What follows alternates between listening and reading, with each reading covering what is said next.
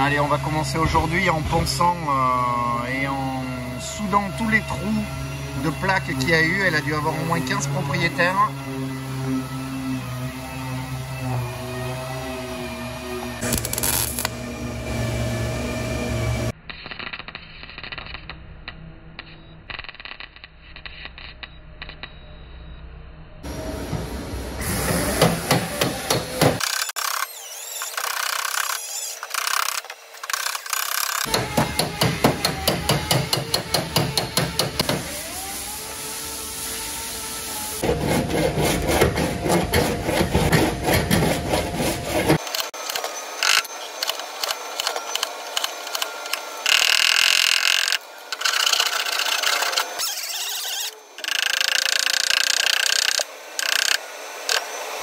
J'en profite ensuite pour souder une soixantaine d'œillets afin de retirer la face arrière et de la remettre à sa place initiale.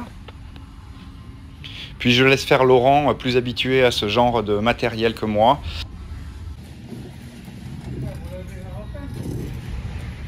T'as mis le frein à main à la vitesse?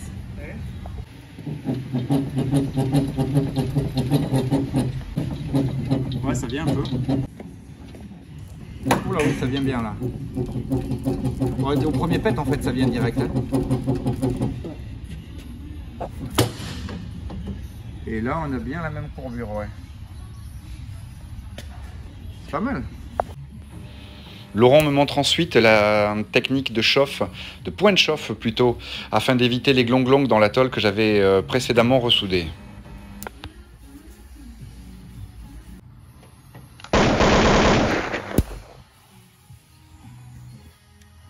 Ça revient au même que faire le truc qu'on faisait autrefois avec le poste à souder, genre le truc en escargot là.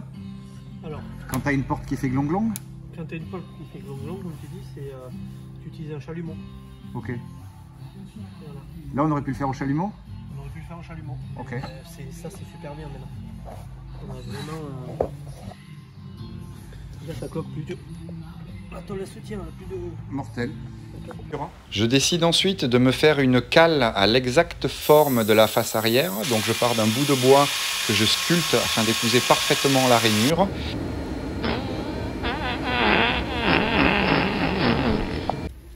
Puis j'attaque le ponçage.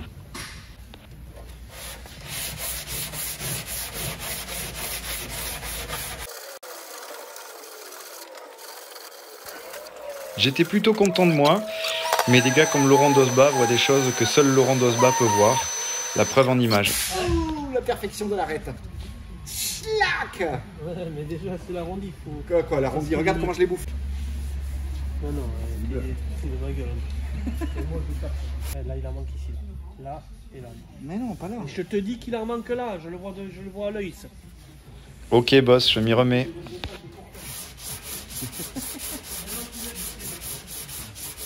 Ça me troue le cul, mais il avait raison. Hein. Je gratte ensuite à la fraise en profondeur tous les points de rouille afin d'appliquer ensuite de l'achromato et un après classique avant que tout ça puisse être recouvert et caché par du mastic pour éviter d'éventuelles réapparitions de rouille. Ici, j'applique d'abord un phosphatant, c'est ce que Laurent appelle l'achromato. C'est quelque chose qui va permettre de transformer la rouille si jamais il en restait. Et ensuite, j'applique un après classique qui évitera justement la fleur de rouille de redémarrer. Tout sera évidemment reponcé, réapprêté, retraité, mais ça permet que le fond des petits cratères soit traité et que eux, par contre, ils ne bougent plus. Allez, on fait un coup d'infrarouge histoire de faire sécher tout ça à cœur, et puis on continue la face arrière et les latéraux. Cette aile arrière n'avait pas le fameux après jaune, donc je peux me contenter en fait d'utiliser les 3 couches précédentes pour caler l'aile. Laurent a posé les mastiques sur les 2 ailes arrière, donc sur des aplats relativement grands, mais en couches très fines, très bien posées, très lisses, afin de faciliter le ponçage ultérieur.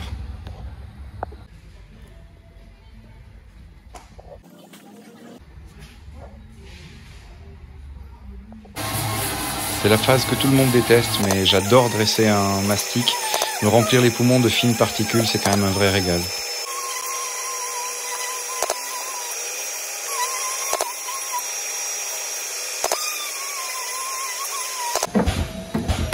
J'essaie de faire une petite correction des déformations liées à la soudure de l'aile avant, mais sans grand succès, l'accès est difficile. Je m'attaque ensuite aux deux portes avec le décapant Restom, le même que la face arrière. Les deux portes avaient donc ce fameux apprêt jaune sur lequel l'accroche mécanique de la peinture était très mauvaise. Donc je décide de mettre les portes à la tôle. Je recouvre ensuite de film plastique afin d'augmenter l'efficacité du décapant. Je profite du matos à ma disposition pour utiliser les infrarouges et augmenter un peu la vitesse en fait de décapage de la porte.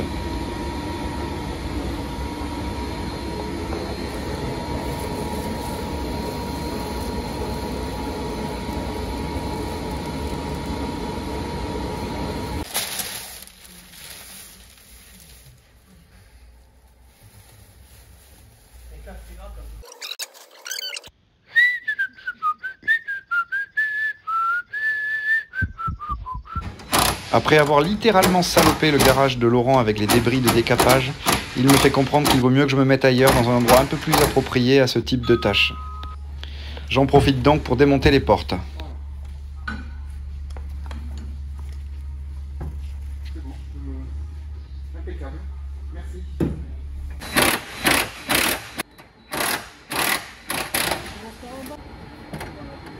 Voilà.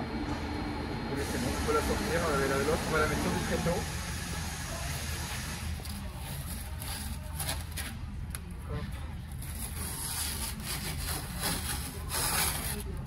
Quoi?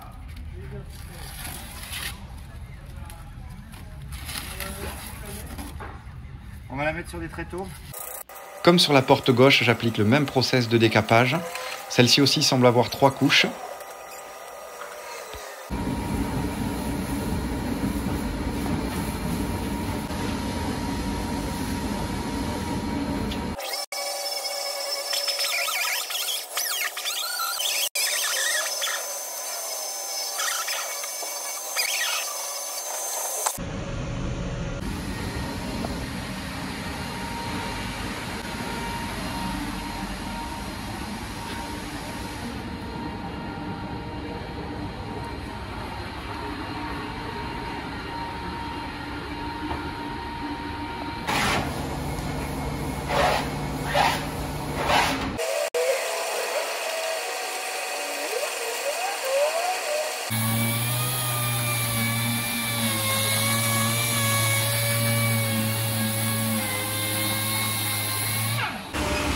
Merci à mon pote Raph pour le décapage des bas de caisse avec le pad à induction que nous avait prêté Laurent. C'est hyper efficace, franchement il a fallu une demi-heure pour pouvoir déblaxonner les 2 bas de caisse.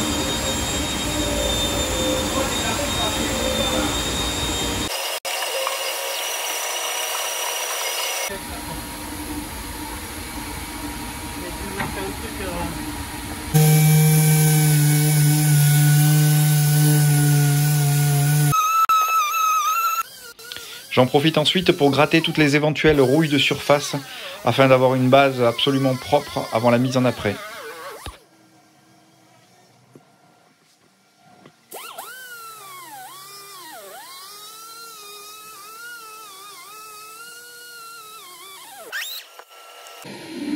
Allez, quelques surprises. Le reste, ça va.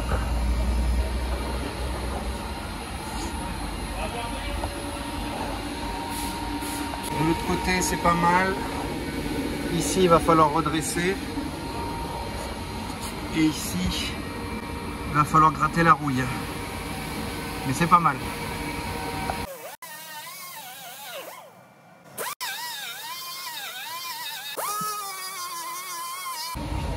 Allez, quelques surprises ici aussi. Fin de la 2e semaine. Ça avance gentiment.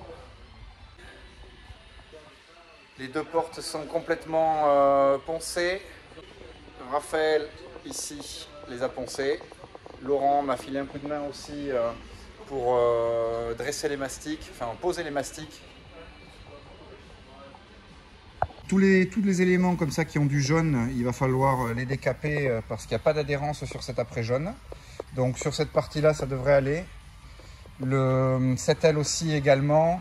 L'aile arrière, c'est bon. Les bas de caisse donc ont été complètement déblaxonnés vu qu'on veut peindre de la déco dessus. Voilà, jusqu'à derrière. L'aile arrière, celle-ci a été dressée. Donc voilà, hein, tout l'élément a été... on a posé un gros mastic, mais on voit que voilà, c'est quelques... Il n'y a pas beaucoup d'épaisseur, quoi. On voit par transparence toutes les autres couches. Donc voilà, histoire d'avoir une voiture bien droite. Et l'arrière, voilà, le mastic a été posé, mais il faut le poncer maintenant. Même chose pour cette aile qui est à finaliser, qui reste à poncer encore. Malheureusement, il y a quelques surprises ici. Ça fait chier. Salut! Les portes ont été redressées et l'arête de milieu de porte a été redessinée. Laurent a fait une fois de plus un boulot remarquable. Bon, heureusement que Laurent, cette semaine, va pouvoir apprêter les portes et la façade et l'arrière. Voilà, donc ici engagé. Donc normalement, la semaine prochaine, il devrait y avoir une réelle évolution. La voiture devrait changer de couleur. Merci Laurent. Voilà les cocos, l'épisode se termine. Comme dans tous les Kinder, les surprises c'est de la merde. La Porsche ne déroge pas à la règle. Voilà, je pensais en avoir fini avec le poste à souder, mais il va falloir la semaine prochaine du coup ressortir le poste, retravailler les deux bas de caisse. Les portes elles n'ont pas de rouille mais n'ont jamais été redressées des petits pocs qu'elles avaient, donc ça a été mastiqué successivement. Donc voilà, elles sont à la tôle, j'espère qu'on aura le temps de les apprêter. Laurent, pourtant débordé, a quand même trouvé le temps d'apprêter mes deux portes. Franchement, un immense merci à lui.